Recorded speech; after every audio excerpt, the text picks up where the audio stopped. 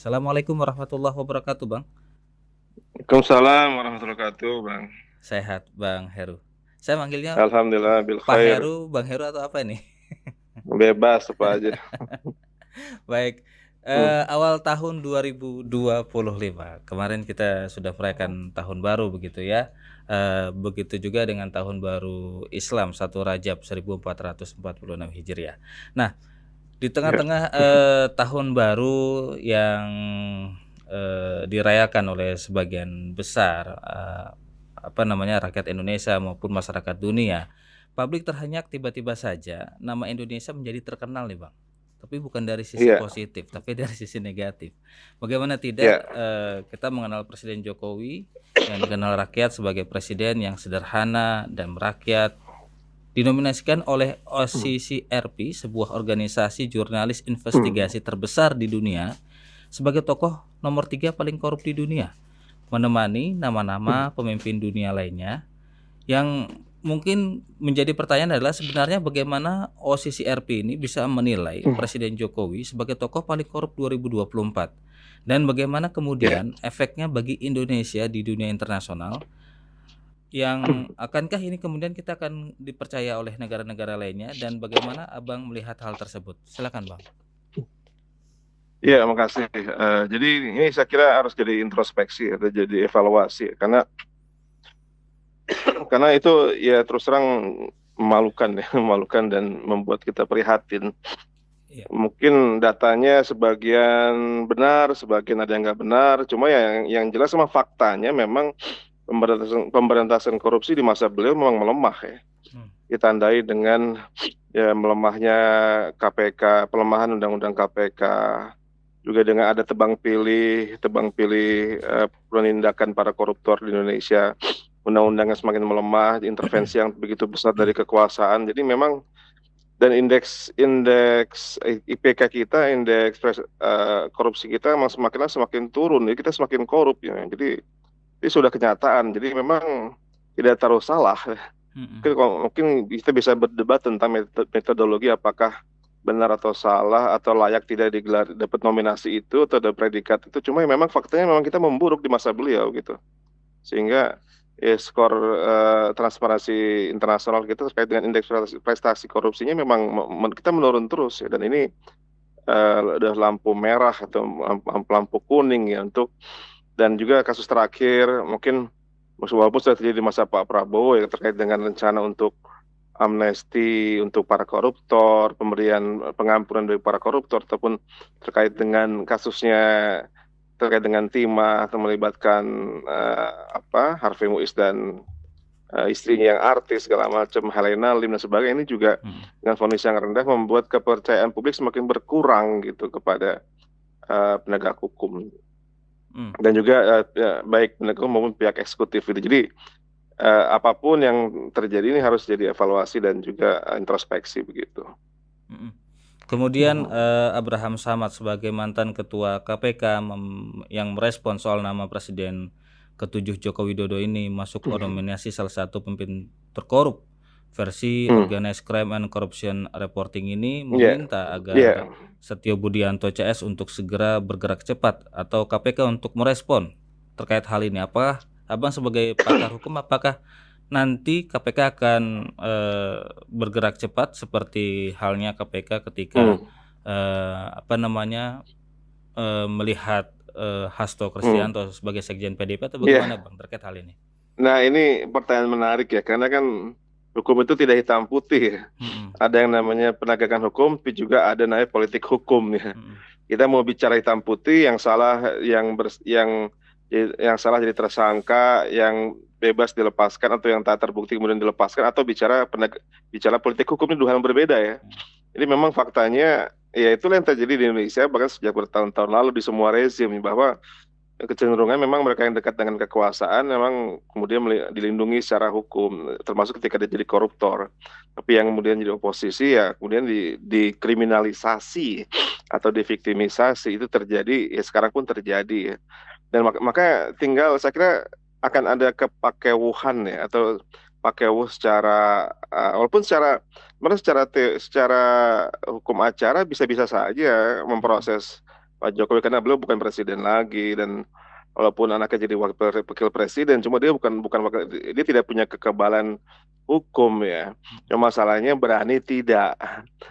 tidak untuk membuka, karena ini kan akhirnya terkait dengan mentalitas dan moralitas penegak hukum. Mereka cukup punya nyali tidak, cukup punya power tidak, dan tentunya karena mereka juga aparat aparat penegak hukum ya, Mhm. apakah mereka juga sejalan dengan pimpinan negara ini gitu. Tentunya kan mereka tidak bisa bergerak sendiri ya, Mhm. semua harus dikomunikasikan. Jadi ini yang buat saya agak sulit ya, secara hukum bisa saja, tapi secara suprastruktur yang di luar hukum ini yang memang jadi tantangan.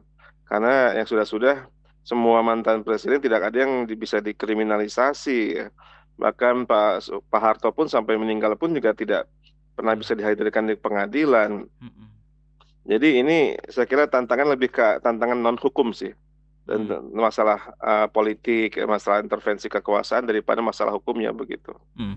Ini kan menjadi PR ya bagi pemerintahan yang baru ini, Presiden Prabowo Subianto yang memang dengan tegas beliau mengatakan, di depan forum, "Kami akan kejar," gitu kan, "pelaku koruptor," begitu. Tapi Ya, melihat hal ini apakah Presiden Prabowo Subianto akan bersikap seperti apa Bang, ya, Abang melihat sebagai pakar hukum? iya, ini kita melihatnya memang harus begitu beliau. Namun yang kita khawatirkan hanya sekedar gimmick ya, Mmm. sekedar gimmick.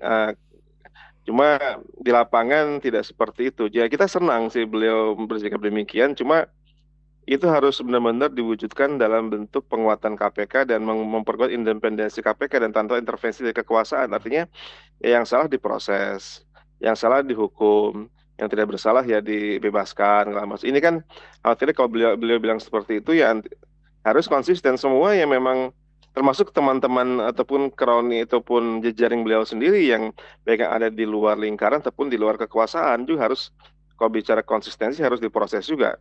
Khawatirkan nanti hanya lawan-lawan politik aja yang diproses, sementara yang bagian dari lingkaran atau bagian dari tim sukses atau supporting grupnya tidak diproses. Ini yang kita khawatirkan. Karena kalau bicara itu kan ya kita khawatirnya sekedar gimmick ya. Mhm. Walaupun itu menyenangkan ya, tapi semoga bisa di follow up di dalam bentuk ya penguatan KPK, dan juga apalagi kemarin proses seleksi KPK pun ya banyak sebagian teman-teman masyarakat sipil agak kecewa gitu kalau seperti ini gitu. Cuma ya sudah terjadi sepertinya. Mhm. Mhm. Ya, Mhm. semoga tidak semakin lemah dan tidak tebang pilih dan membuktikan konsisten dengan pernyataan dari presiden gitu. Jadi nggak sekedar gimmick lah. Mhm. Apakah ini akan mempengaruhi citra pemerintahan Prabowo saat ini, Bang? Dan bagaimana menurut Abang, ini kan ada beberapa pengamat yang menekan KPK untuk memanggil, mantan presiden, Indonesia Ya, Jokowi ini. Apakah mungkin begitu, Bang? secara hukum acara mungkin karena Mungkin ya? beliau tidak punya kekebalan hukum. Mhm. Cuma ya secara tadi saya bilang tadi ya suprastruktur, secara politik hukum agak sulit. Apalagi anaknya menjadi RI 2 pula, ini jadi Mhm. sulit. Mhm. Mhm. Ya, artinya beliau tidak benar-benar terpisah dari kekuasaan, masih masih jadi bagian dari kekuasaan secara moral dan secara sosial begitu. Ini yang jadi sulit sih. Tapi secara hukum acara bisa-bisa saja. Tidak ada yang kebal hukum harusnya di Indonesia. Pakai acara kalau menggunakan asas equality before the law, ya, persamaan di hadapan hukum, tidak ada yang bebas hukum, tidak ada yang kebal hukum. Memang masalahnya siapapun tahu bahwa tidak hitam putih penegakan hukum itu ya. Ada wilayah abu-abu juga. Nah ini yang kita ingin tahu seberapa berani dan seberapa mungkin ditegakkan wilayah Mhm. abu-abunya seperti itu. Mhm. Seberapa berani itu mungkin, jika presiden tidak punya beban ya, Bang, ya. Artinya memang, sebagai pemimpin negara, pemimpin rakyat Indonesia yang 270 sekian juta, jika tidak ada beban mungkin akan berani-berani saja, Bang. Nah, pertanyaannya kemudian adalah Ya, ini kan terjadi karena, pelemahan terhadap KPK pada masa-masa lalu. Nah, pertanyaannya kemudian ya, adalah apakah presiden yang akan datang ini, apalagi di tahun 2025 ini, KPK akan kembali dikuatkan, Bang. Ini kan ya, kalau kita bicara masalah korupsi ini kan, wah ini sudah menjadi PR besar bagi bangsa Indonesia ini. Kita melihat kemarin ya, 300 triliun hanya ditahan seitu gitu, Bang, 6,5 tahun yang ya, Presiden Prabowo ya, bilang kalau bisa 50 tahun kata Pak Prabowo begitu. ya, ya. Jadi sebenarnya ini satu paket ya, bukan Ah, cuma presiden tapi juga legislatif. Karena yang buat undang-undang kan legislatif, DPR bersama presiden. Jadi saya kira DPR pun juga sama juga, setali tiga uang ya. hmm, Tidak bersemangat memberantas korupsi. Bahkan kita tahu ya, sebagian malah tersangkut korupsi anggota DPR itu ya. iya. Ya mereka tentu memilih memilih orang-orang yang dianggap kooperatif atau yang kira-kira akomodatif dengan mereka. Bukan. Nah, disinilah yang sumber munculnya. Karena ini masalah struktural ya. Hmm, Korupsi di Indonesia itu masalah struktural. Sehingga mempengaruhi juga lembaga penegak hukum masalah struktural juga. Tidak hanya KPK, termasuk kepolisian, kejaksaan. Itu semua juga tidak benar-benar eh, bersih dari intervensi kekuasaan, baik legislatif maupun yudikatif, dan juga eksekutif. Jadi ini tidak sederhana memang masalahnya. Jadi kita nggak kecuali kita ideal model di negara Skandinavia, di Norwegia, di Finlandia, ataupun di Swedia, Selandia Baru, Australia mungkin lebih konsisten karena beban mereka lebih kecil ya sebagai penegak hukum. Tapi kalau kita kan intervensi begitu kuat, intervensi kekuasaan. Sejak dari undang-undang, aparatnya, pemilihan aparatnya, hukum acaranya itu semua diintervensi. Sehingga memang sejak awal memang sudah dilemahkan gitu penegakan hukum terkait dengan korupsi itu. hmm. Lalu bagaimana kita negara kita bisa bersih dari korupsi, Bang? Ya ini semuanya harus dibenerin ya, nggak cuma ya undang-undang harus direvisi. Kemudian apa namanya harus ada komitmen yang kuat dari eksekutif. Mm-mm. Komitmen yang bukan sekedar gimmick, cuma kemudian benar-benar bisa dieksekusi di lapangan.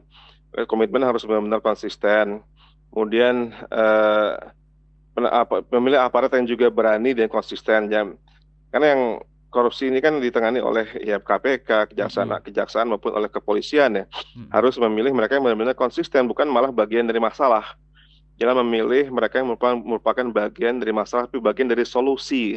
Mm-mm. Sampai ada istilah, jangan menggunakan sapu yang kotor untuk membersihkan lantai yang kotor karena nggak Mm-mm. akan semakin bersih. Jadi harus bersih sapunya gitu. Kita khawatir sapunya udah nggak bersih, gimana ingin membersihkan lantai yang kotor gitu. Baik, pertanyaan terakhir, Bang Iya, Heru, di tahun 2025 ini, apa harapan Abang bagi penegakan hukum dan iya, juga pemberantasan korupsi di Indonesia? iya. Ya semoga kabinet sekarang Pak Prabowo dan Gibran dan berikut kementeriannya itu konsisten dengan cita-cita reformasi, ya.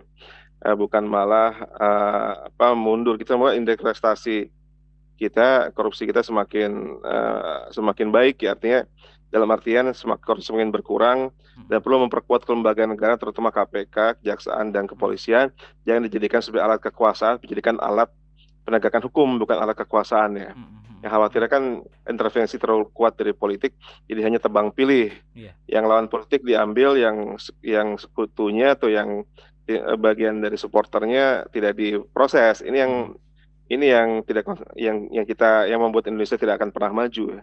Mm-mm. Ketika yang ya istilahnya kan pedang itu hanya tajam ke Iya. bawah tapi tumpul ke atas, Mm-mm. itu tumpul ke samping, ke Mhm. koleganya, Mhm. ke oligarki tumpul, tapi kalau lawan politik itu sangat mudah ditebas. Ini yang kita tidak ingin terjadi karena kalau begini caranya Indonesia nggak akan pernah maju begitu. Iya. Kita akan bahkan semakin jadi bangsa yang nauzubillah min dzalik, makin jadi negara yang terkapar, Mhm. bahkan terhinakan di mata negara-negara lain begitu.